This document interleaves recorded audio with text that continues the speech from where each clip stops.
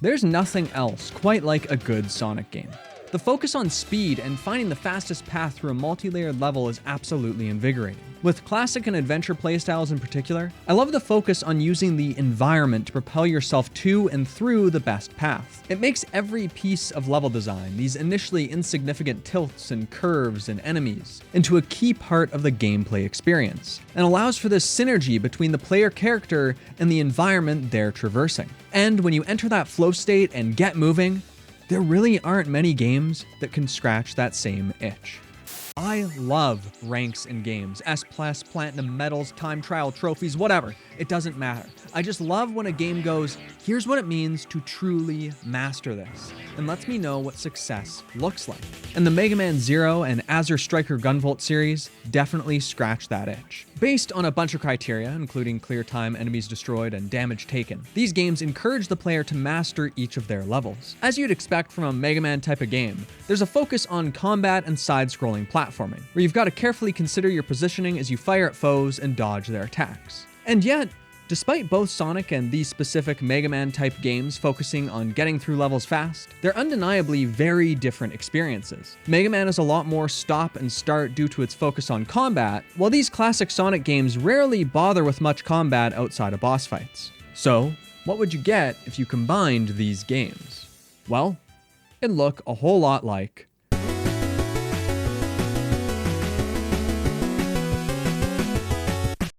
Many months ago, an indie dev reached out to me about Code Bunny, and their pitch quickly convinced me to give it a try. Really, as soon as I read the words momentum-based and platformer in the same sentence, I was ready to go because, well, I love classic Sonic games. So I downloaded it, and I proceeded to play through it in a single sitting, and then buy a copy for a friend because I wanted to support the devs. Which is to say that this game definitely clicked for me. And if you're a fan of Sonic games like me, I think it's well worth checking out.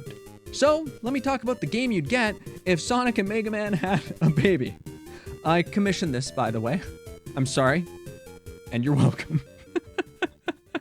But first, this video is sponsored by Opera. Opera's recently released the next evolution of their browser, Opera 1R2, with a host of additions and alterations that make this the definitive modern internet experience. First, the new and improved player allows for seamless control over your music. With its clean, unobtrusive interface, you can keep listening without any interruption. Plus, you have the ability to detach it and place it wherever you want. Speaking of customization, the new themes really change things up, each with their own sounds, UI colors, animated backgrounds, and more. Of course, all these elements are customizable, giving you the power to make your browser uniquely you. For me, its slew of tab features are the highlight. Now, I'm someone who always has a disturbing number of tabs open at a time, but with Opera, tab traces can subtly help you keep track of your recently used tabs. The darker the underline, the more recently you've visited the tab. Additionally, you can group tabs based on context or by opening multiple links from the same page using tab islands. These can then be expanded or collapsed as needed. Its split screen capabilities are also great. Just drag down another tab and there you go, working with 2 tabs at once with no hassle. So if any of this sounds interesting to you, get started using Opera 1R2 using my link in the description below.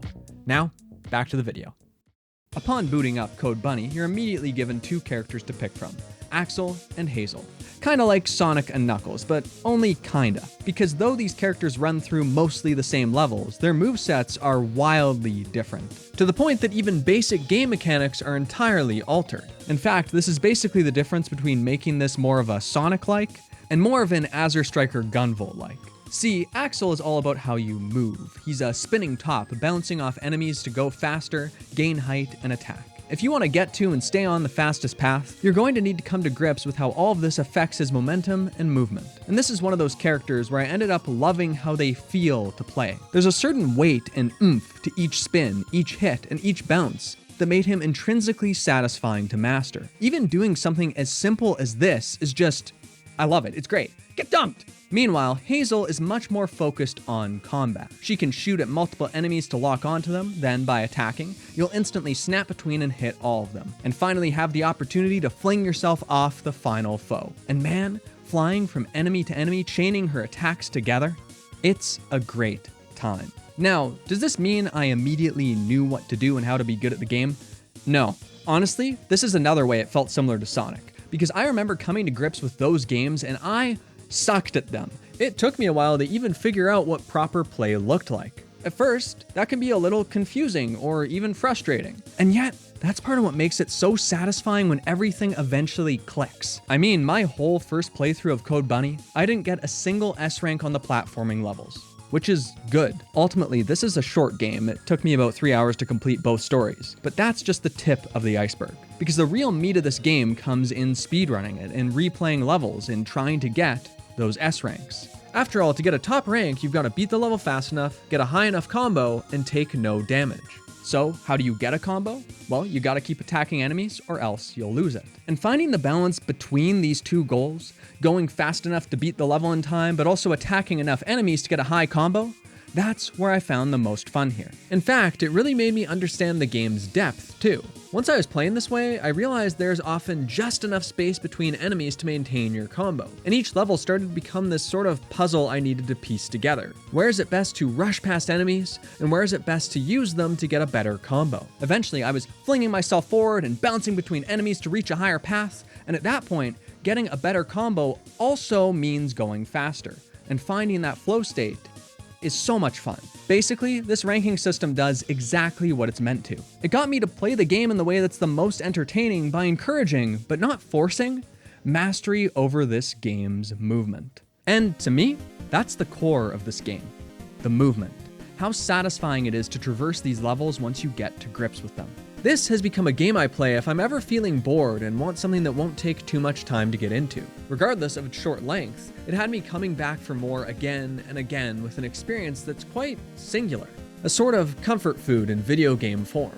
Now, there's plenty of stuff here I've barely even touched on. The solid level design, the punchy music, the heartfelt story about defining your own future. And that's because even though I enjoy those parts of the game, they aren't the core of the experience for me. No, what Code Bunny truly executes on, above all else, is that movement. And despite the other games I've related it to, it does feel like its own thing. I haven't played anything else that has quite the same movement and feel to it.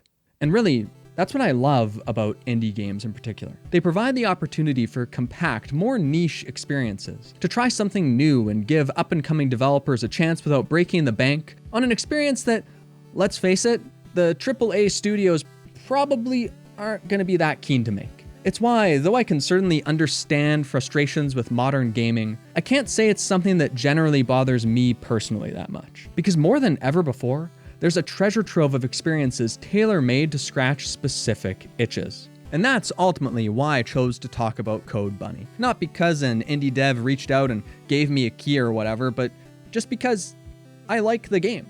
I think it's good and I want more of it. When I see that Code Bunny's peak player count on Steam was 17 players, it just feels like this game would appeal to a lot more people than that. Not that that's a bad number or anything. It's just, this could reach even more people. After all, I've spent plenty of time both inside this video and outside of it, yammering on about Sonic the Hedgehog, and I think fans of those games are the exact type of people who will appreciate this one the most. For 10 US bucks, I think it's well worth the price of admission. And that's without even considering the fact that the developers are still working on it, with plans to add new levels, enemies, mechanics, and story. And though I obviously can't speak to the quality of these future editions, I can say that I'd love to see these developers gain more support, and with that, the ability to craft even more games like this one. And I also know, without any doubts, that I'll be there to experience whatever they create next. As always, thanks for watching, and I hope to see you next time. Bye-bye for now.